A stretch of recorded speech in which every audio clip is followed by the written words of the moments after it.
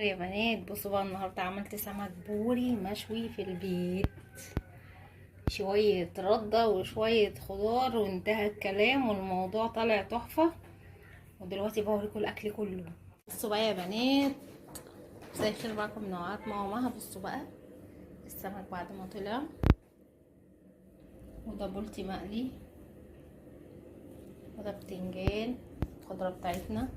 بصوا ده شكل الاكل بقى. الاكل في البيت حاجة تانية.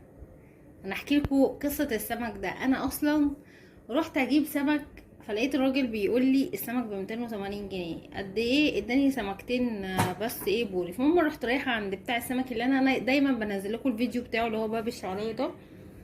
ماشي، رحت جبت منه الكيلو. البولتي كان 4 سمكات وكنت عامله منه من يومين ب70 جنيه، والبوري عامل 180 جنيه. الثلاث سمكات دول عملوا 200 جنيه. ماشي. جبتهم وغسلتهم وتبلتهم وحطيت لهم خلطه من جوه وشويه رده والموضوع انتهى. وبصوا احلى سمك، وهتاكلوا احلى سمك في البيت من غير دخن. احطه في الفرن ورقه فويل وعليه حبه رده والسمك، وجواه بقى البصل فلفل اي خضره انتوا بتحبوها. ماشي. وبس كده. واطلع اعملوه الدقه بتاعته برضو نفس الموضوع، توم وبصل وفلفل، وضربتهم كده في الكبه، وليمون وخل وشويه ملح وشويه بابريكا وشويه كمون. طلع بقى احلى سمك بوري مشوي.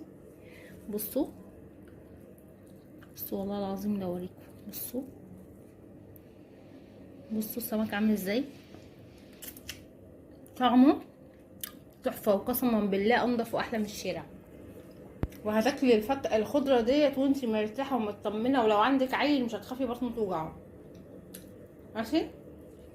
بصوا القشره بتاعته، انا شوياه بقشره عشان السمك المشوي بيتعمل كده.